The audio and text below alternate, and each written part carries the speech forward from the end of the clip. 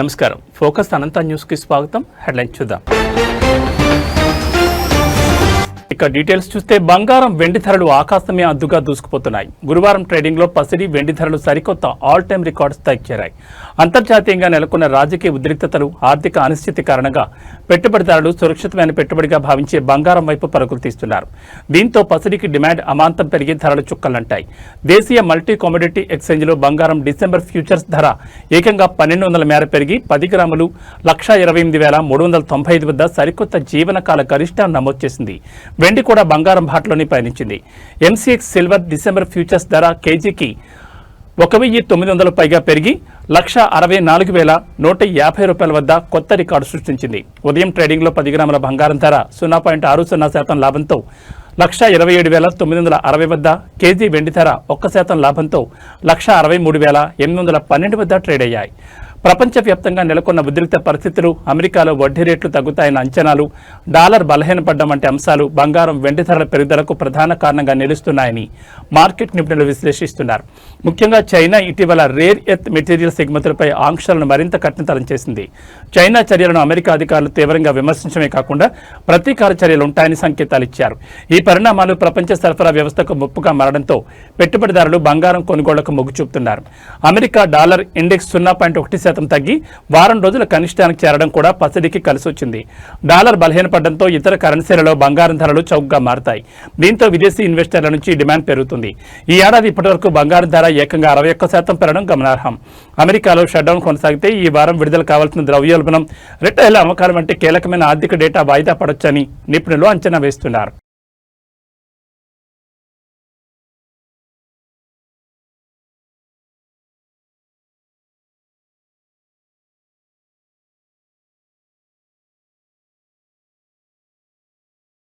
పల్నాడు జిల్లా నరసరావుపేట మాజీ MLA YCP నేత గోపిరెడ్డి శ్రీనివాసరెడ్డిపై పోలీసులు కేసు నమోదు చేశారు. 2 రోజుల క్రితం పట్టణంలో ముందస్తు అనుమతి లేకుండా ర్యాలీ నిర్వహించారనే ఆరోపణలతో ఆయనతో పాటు మరో 22 మంది అనుచరులపై నరసరావుపేట 1 టౌన్ పోలీస్ స్టేషన్లో కేసు ఫైల్ చేశారు. రాష్ట్ర వ్యాప్తంగా నకిలీ మద్యం విక్రయాలు పెరిగిపోయాయని ఆరోపిస్తూ మంగళవారం గోపిరెడ్డి శ్రీనివాసరెడ్డి ఆధ్వర్యంలో వైసీపీ శ్రేణులు నిరసన చేపట్టాయి. ఈ సందర్భంగా వైసీపీ కార్యాలయం నుంచి ఎక్సైజ్ కార్యాలయం వరకు భారీ ర్యాలీ నిర్వహించారు. పట్టణంలో పోలీస్ యాక్ట్ 30 అమల్లో ఉన్నప్పటికీ నిబంధనలను ఉల్లంఘించి ర్యాలీ నిర్వహించినందుకు గాను పోలీసులు ఈ చర్యలు తీసుకున్నట్టు తెలుస్తోంది. ఈ నిరసన కార్యక్రమంలో భాగంగా నకిలీ మద్యం బాటిళ్లను రోడ్డుపై పగలగొట్టి వైసీపీ నేతలు తమ ఆగ్రహాన్ని వ్యక్తం చేశారు. అనంతరం ఎక్సైజ్ కార్యాలయం చేరుకుని సీఐకి వినతిపత్రం అందజేశారు. చంద్రబాబు నాయుడు ప్రభుత్వం బెల్ట్ షాపుల ద్వారా నకిలీ మద్యాన్ని డోర్ డెలివరీ చేయిస్తోందని ఈ సందర్భంగా గోపిరెడ్డి తీవ్ర విమర్శలు చేశారు. ఈ ఘటన జరిగిన 2 రోజుల తర్వాత అనుమతి లేని ర్యాలీపై పోలీసులు కేసు నమోదు చేయడం స్థానికంగా చర్చనీయాంశమైంది.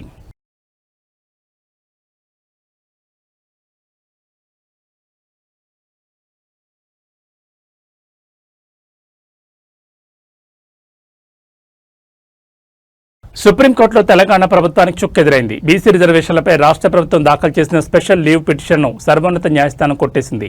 50% రిజర్వేషన్లతోనే ఎన్నికలకు వెళ్లండని ప్రభుత్వానికి సుప్రీంకోర్టు సూచించింది. కావాలనుకుంటే పాత రిజర్వేషన్లతో ఎన్నికలకు వెళ్లొచ్చని పేర్కొంది. స్థానిక ఎన్నికల్లో బీసీలకు 42% రిజర్వేషన్ కల్పిస్తూ జారీ చేసిన జీవో 9పై హైకోర్టు విధించిన స్టేను సవాల్ చేస్తూ ఇటీవల తెలంగాణ ప్రభుత్వం సుప్రీంకోర్టులో ఎస్ఎల్పీ దాఖలు చేసిన విషయం తెలిసిందే.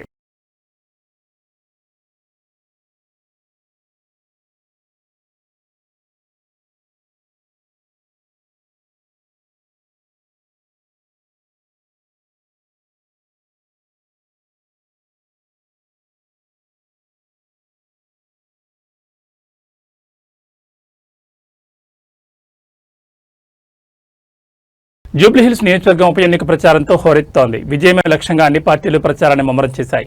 మాజీ మంత్రి బీఆర్ఎస్ ఎమ్మెల్యే మల్లారెడ్డి తనదైన శైలిలో ప్రచార బరిలోకి దిగి అందరి దృష్టిని ఆకర్షిస్తున్నారు.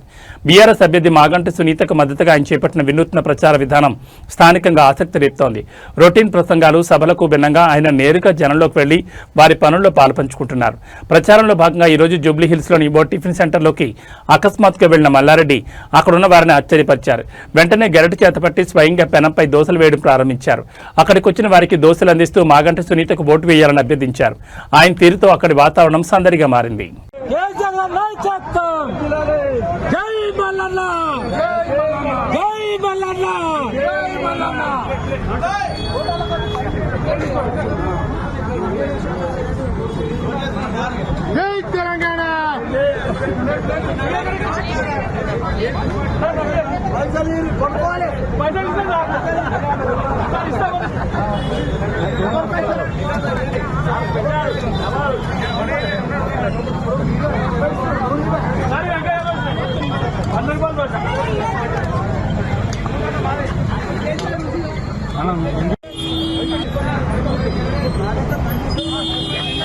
కాంగ్రెస్ మంత్రుల వ్యవహారం సంచలనంగా మారింది. కొందరు కాంగ్రెస్ మంత్రులు సీఎం సన్నిహితులు డబ్బుల కోసం కంపెనీలను గన్పెట్టి బెదిరిస్తున్నారని తెలుస్తోంది.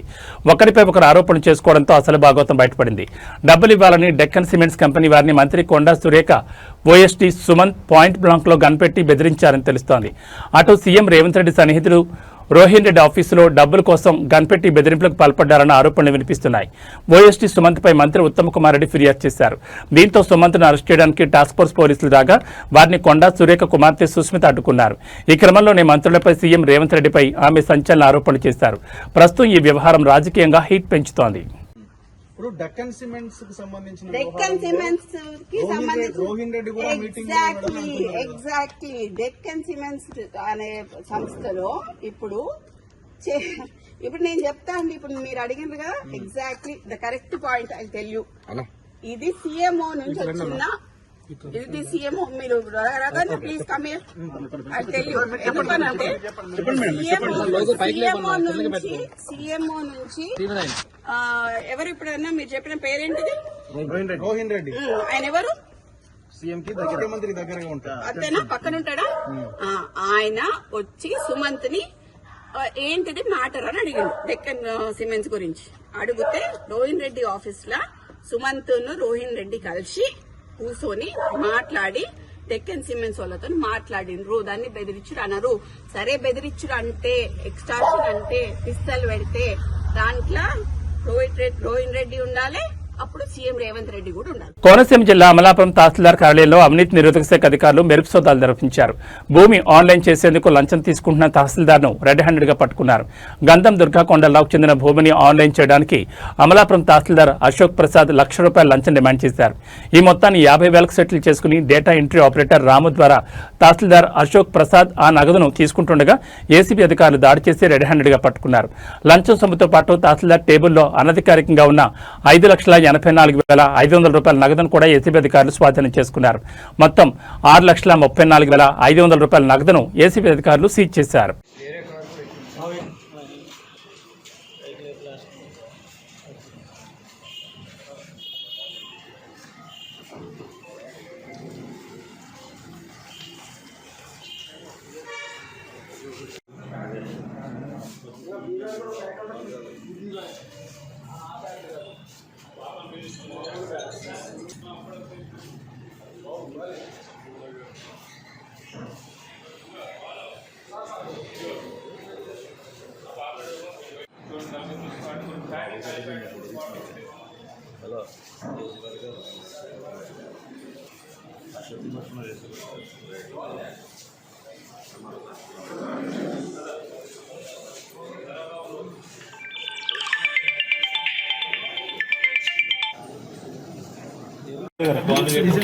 విష్ణు పెట్టావా?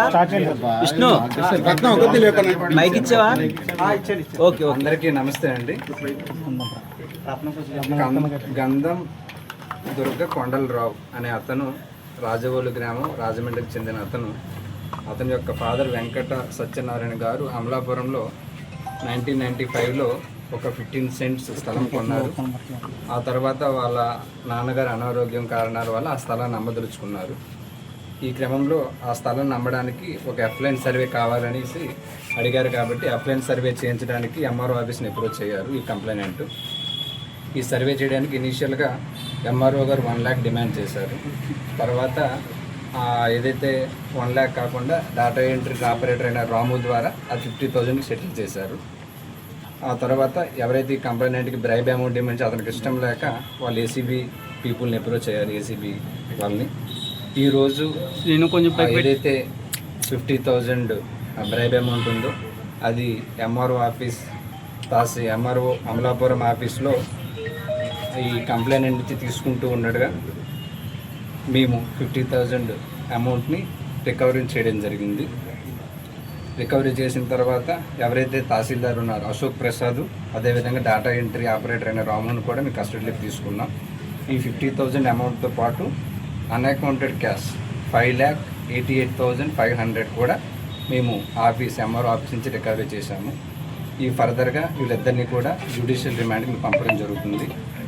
పీపుల్ అందరికీ రిక్వెస్ట్ ఏంటంటే ఎవరైనా సరే గవర్నమెంట్ సర్వెంట్స్ మళ్ళీ బ్రైబ్ అమౌంట్ డిమాండ్ చేస్తే ఏసీబీ పీపుల్ని అప్రోచ్ అవ్వాల్సిందిగా మీ అందరికీ కూడా రిక్వెస్ట్ చేస్తున్నానండి. Thank you.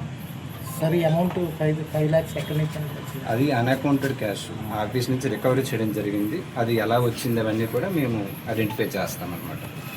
టోటల్గా మాకు ఈరోజు ఈ trap amount 50,000 and unaccounted cash 5,88,500 ఈ రెండు కూడా మేము రికవరీ చేయడం జరిగిందండి. టోటల్ 6,38,500. Thank you. నంద్యాల జిల్లా డోన్లో కానిస్టేబుల్ ఆచారి చేతివాటం ప్రదర్శించాడు. శ్రీరామ్ నగర్లో అంగట్లో కూర్చున్న ఒక మహిళ మెడలోంచి 5 తులాల బంగారు చైన్ను బలవంతంగా లాగేందుకు ప్రయత్నించాడు. మహిళ కేకలు వేయడంతో స్థానికులు అతన్ని పట్టుకుని దేహశుద్ధి చేశారు. సమాచారం అందుకున్న పోలీసులు ఘటనా స్థలాన్ని చేరుకుని కానిస్టేబుల్ ఆచారిని అరెస్ట్ చేసి స్టేషన్కు తరలించారు. ఈ ఘటన స్థానికంగా కలకలం సృష్టించింది.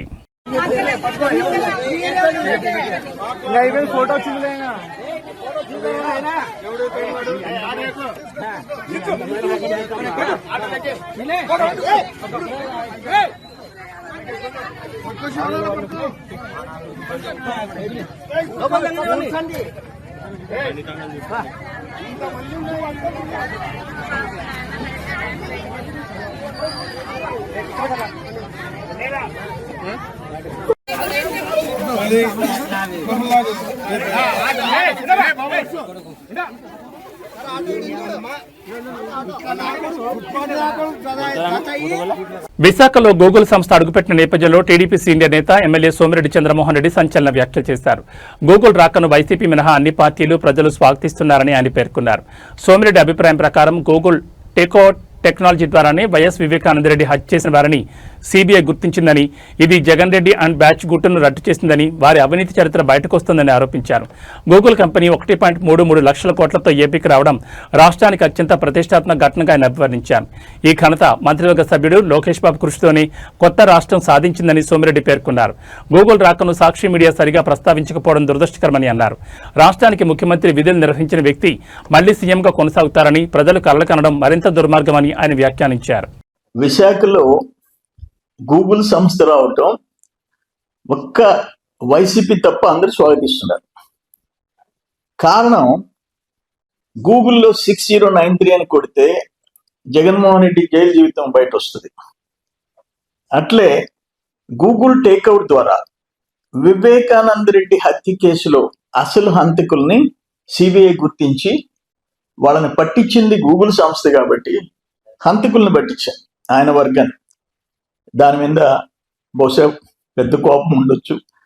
మూడోది ఏంటంటే రాజా కరప్షన్ అని కొడితే గూగుల్లో తండ్రిని అడ్డం పెట్టుకొని 1,000 కోట్లు దోపిడీ చేసిన జగన్మోహన్ రెడ్డి అవినీతి చరిత్ర బయట వస్తుంది. అందుకని ఆ సంస్థ మీద కోపం. నేనేమంటానంటే ఈరోజు 1,33,000 కోట్లు అసలు గూగుల్ కంపెనీ ఇండియాలో ఆంధ్రప్రదేశ్కి రావటం, కొత్తగా స్టార్ట్ అయిన ఒక స్టేట్లో రావటం, లోకేష్ బాబు కృషి, దాన్ని జీర్ణించుకోలేక నేను ఒక మాట్లాడుతాను. నీ సాక్షి పత్రికలో కానీ సాక్షి ఛానల్లో కానీ రాష్ట్రానికి ఇంత ప్రతిష్టాత్మకమైన ఒక సంస్థ వస్తుంటే ఒక చిన్న ముక్క కూడా రాయరా? ఒక చిన్న టెలికాస్ట్ లో ఒక్క మాట చెప్పరా? ఆ సంస్థ రావటం ఆంధ్రప్రదేశ్కి మంచిదేనని, 2 లక్షల మందికి ఉద్యోగాలు ఉపాధి కల్పించే సంస్థ రావటం, ఒక ఇంటర్నేషనల్ ప్రెస్టీజియస్ కంపెనీ మన రాష్ట్రానికి రావటం మీకు ఇష్టం లేదా? మీరా ఈ రాష్ట్రానికి ఒక ముఖ్యమంత్రి కావటం అంటే దురదృష్టం. మళ్ళీ నేనే వస్తాను అని చెప్పుకోవటం అంతకంటే దురదృష్టం.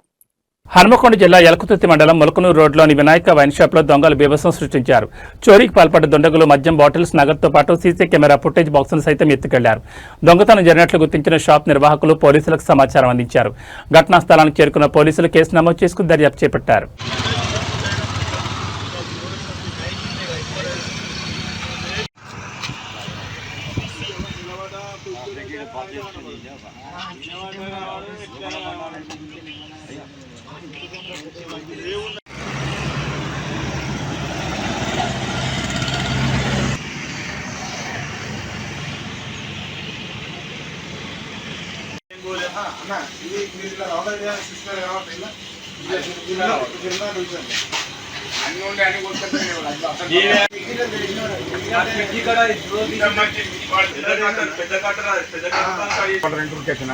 తర్వాత కాల్ చేస్తాను.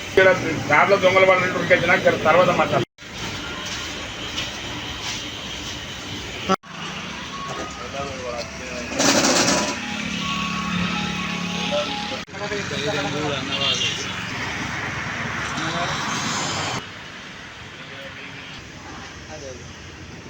మంచిగా ఆదాయంగా ఉన్నది నిత్యంలో.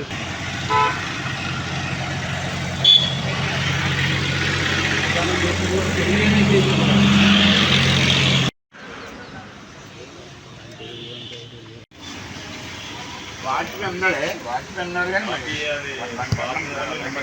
అది ఎంత మనిషి పట్టే మందే కట్ చేసాం రేపు మీదకి. లేదన్నా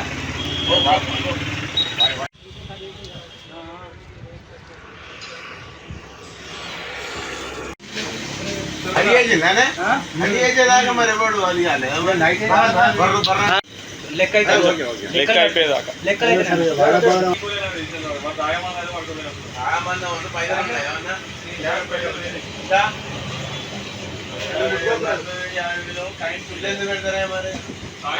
పటేల్ నగర్ శ్మశాన వాటిక నుంచి ప్రశాంత్ నగర్ క్వార్టర్స్ వరకు జరుగుతున్న అక్రమ చెత్త డంపింగ్ స్థానికులను తీవ్ర ఆగ్రహానికి గురిచేస్తోంది. నెల రోజులుగా శానిటేషన్ అధికారులు కనీసం హాజరు కాకపోవడం, ఇక్కడ అన్ని రకాల వ్యర్థాలను వేయడం వల్ల పరిసర ప్రాంతమంతా తీవ్ర దుర్వాసనతో నిండిపోయింది. ఈ మార్గంలో రాకపోకలు సాగించే ప్రజలు దుర్గంధంతో తీవ్ర ఇబ్బందులు పడుతున్నారు. జీహెచ్ఎంసీ అధికారులు కనీస జాగ్రత్తలు కూడా పాటించడం లేదని స్థానికులు వాపోతున్నారు. ప్రజలు పలుమార్లు అధికారులకు ఫిర్యాదు చేసినా ఎటువంటి స్పందన లేకుండా పోయిందని ఆందోళన వ్యక్తం చేస్తున్నారు. చెత్త వేస్తున్న వారిపై చర్యలు తీసుకోవడానికి సీసీ కెమెరాలు గానీ ఇతర పర్యవేక్షణ గానీ లేదని స్థానికులు ప్రశ్నిస్తున్నారు. స్వచ్ఛ భారత్ అంటే ఇదేనా? స్వచ్ఛ హైదరాబాద్ అంటే ఇంతకన్నా దారుణమా అనే ఆగ్రహం వ్యక్తం చేస్తూ ఇప్పటికైనా అధికారులు మేల్కొని తగిన చర్యలు తీసుకోవాలని డిమాండ్ చేస్తున్నారు.